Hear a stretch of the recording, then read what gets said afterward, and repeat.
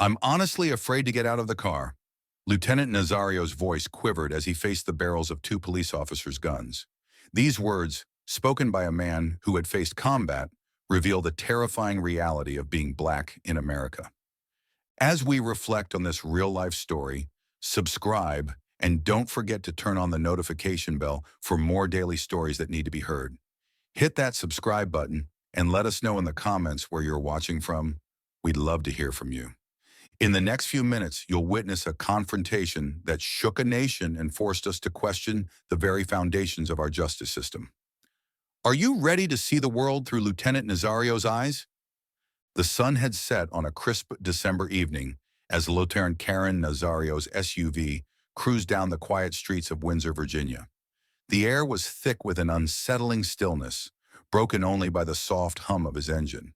Nazario's mind focused on the road ahead, his military training keeping him alert despite the mundane drive.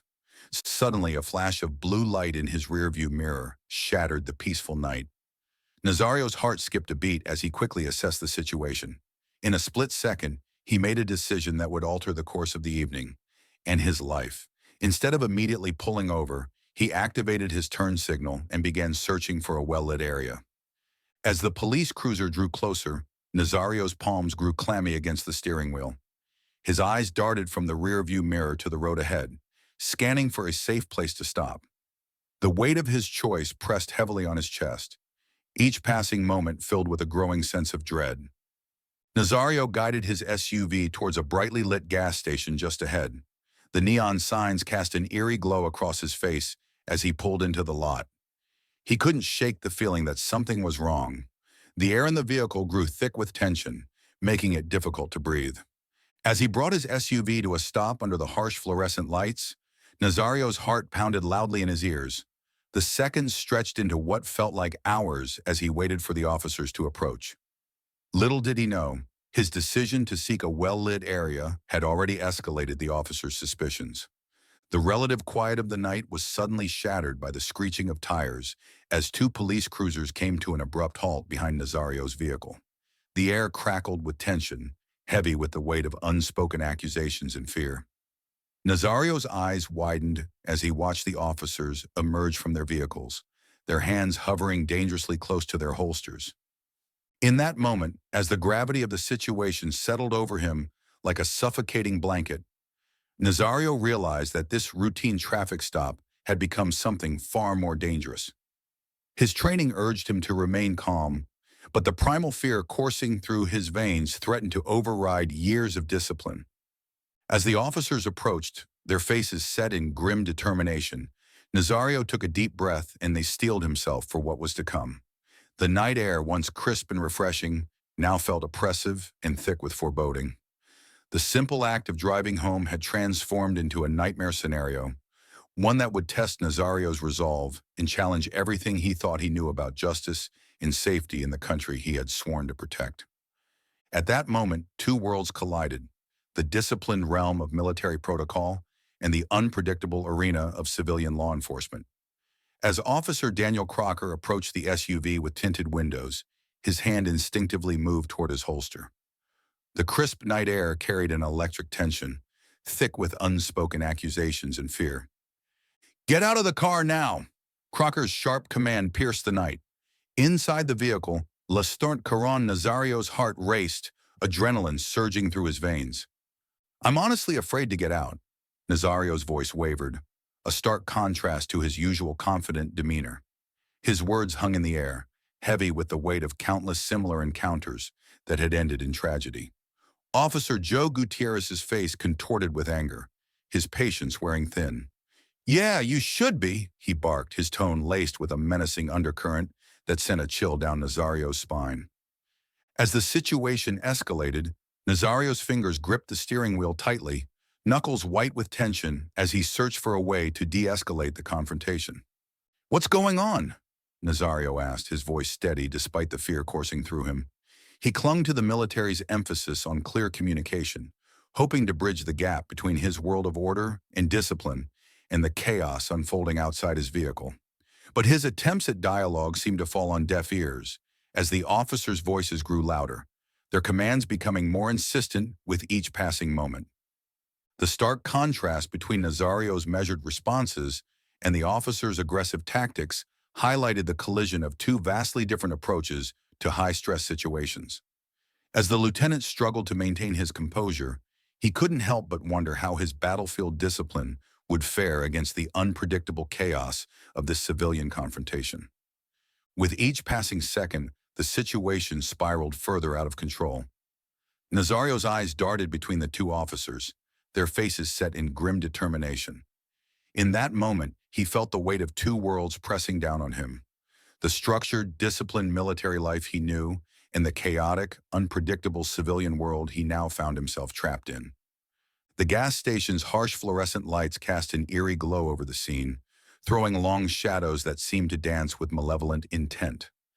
As the confrontation reached its boiling point, Nazario's instinct to remain calm and seek clarity clashed violently with the officer's aggressive approach, creating a powder keg of tension that threatened to explode at any moment. Little did Nazario know, his next decision would set in motion a chain of events that would challenge not only his resolve, but the very foundations of justice and equality in the country he had sworn to protect. The acrid smell of pepper spray filled the air, burning Nazario's eyes and lungs. His world narrowed to a haze of searing pain as he gasped for breath, struggling to maintain his composure.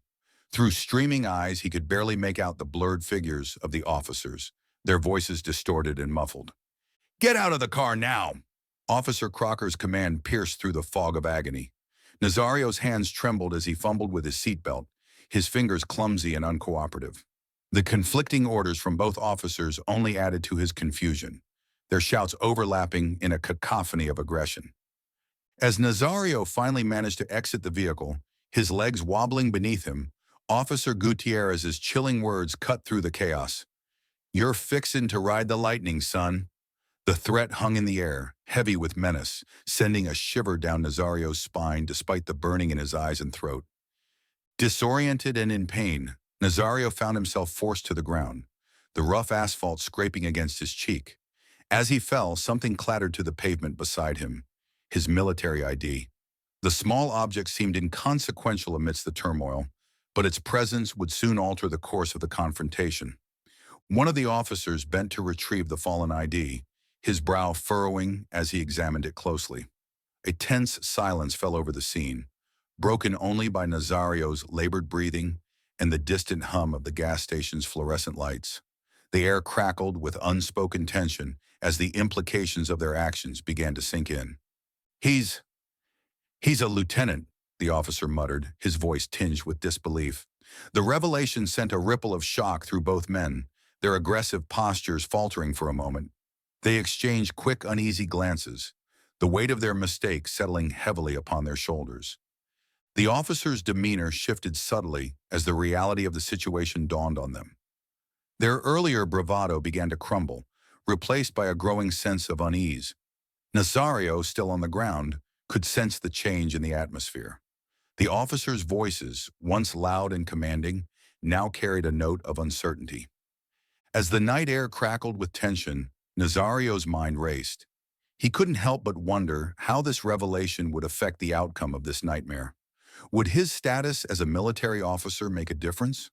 Or would it simply be another detail lost in the chaos of the encounter? The officers conferred in hushed tones, their eyes darting between Nazario and his discarded ID. The power dynamic had shifted, and they found themselves on unfamiliar ground. The cocksure confidence that had fueled their earlier actions had evaporated, leaving behind a palpable sense of apprehension. At that moment, as Nazario struggled to his feet, still reeling from the effects of the pepper spray, he felt a glimmer of hope. But as he met the officer's eyes, he saw something that made his heart sink, a mixture of fear and defiance that told him this ordeal was far from over. The gas station parking lot, once a backdrop to a routine traffic stop, now stood as a silent witness to a pivotal moment. As Nazario straightened his uniform, his eyes stinging and his dignity in tatters, he knew that the repercussions of this night would extend far beyond this small town in Virginia. Little did he know, the events that had just unfolded would soon ignite a nationwide conversation about race, power, and the very nature of justice in America. The gas station's flickering lights had witnessed a confrontation that would echo across the nation. As Nazario drove away that night, he couldn't have imagined the tidal wave of change his ordeal was about to unleash. In the days that followed, his world became a blur of sleepless nights and anxiety-filled mornings. The trauma clung to him like a second skin, refusing to let go. As news of the incident spread, Nazario found himself thrust into an unexpected spotlight. His phone rang incessantly with reporters seeking interviews and lawyers offering their services. Fellow service members reached out, their concerns palpable even through text messages and voicemails. The once quiet Windsor Police Department now faced intense scrutiny, with Officer Joe Gutierrez terminated while Officer Daniel Crocker remained on the force. This disparity in consequences fueled the growing debate about systemic racism and police reform. In a surprising turn of events, Nazario's military superiors rallied around him, offering unwavering support that contrasted sharply with his treatment by local law enforcement. As he grappled with the psychological aftermath, experiencing a potent mix of anxiety, depression, and PTSD, his fellow soldiers became a lifeline, offering a glimpse of the respect and dignity he deserved. The lawsuit Nazario filed against the officers forced a long-overdue conversation about race, power, and justice. Virginia Governor Ralph Northam announced an independent investigation, emphasizing the need for accountability. As the case made its way through the legal system, it became a focal point for nationwide discussions about police conduct and racial profiling. The impact on Nazario's life was profound. Simple tasks like driving became anxiety-inducing ordeals, each police car a potential threat. His military training, once a source of pride and strength, now felt inadequate in the face of civilian prejudice. The federal jury's decision to award him $3,985 in damages was a bittersweet victory, acknowledging the assault while falling short of addressing the full scope of his traumatic experience. Standing at the crossroads of his military career and newfound role as a reluctant symbol of the fight against racial injustice, Nazario reflected on those fateful moments at the gas station. They had changed him forever, opening his eyes to harsh realities while also revealing the strength of his character. As he looked towards the future, Nazario knew that his journey was far from over. The road ahead would be challenging, but he was determined to turn his pain into purpose, hoping that his story might spark the change needed to prevent others from experiencing the same injustice. The Windsor incident casts a long shadow over America's ongoing struggle for equality and justice. Lieutenant Nazario's ordeal reverberated far beyond Virginia's quiet streets, igniting fierce national debate and soul-searching. His bravery in coming forward despite personal cost thrust crucial issues of systemic racism and police reform into the spotlight. As we grapple with the aftermath of this harrowing encounter, a pressing question emerges. How will each of us contribute to forging a more just society? The path ahead is fraught with challenges, yet it demands our collective action. Whether through grassroots involvement, advocacy for reform, or fostering open dialogue, every effort toward progress carries weight. Lieutenant Nazario's experience serves as a stark reminder that a uniform of service should command respect, not suspicion. His story stands as a powerful testament to the resilience of those who dare to stand up for what's right, even in the face of injustice. As we move forward, let us carry the lessons of this incident with us, working tirelessly to build a nation where true equality is not just an ideal, but a lived reality for all. Join our community of people who believe in justice, empathy, and powerful storytelling. By subscribing, you're not just watching. You're part of a movement that values real stories and change. Add us to your daily routine and make every story count. Subscribe and join us each day for stories that make an impact.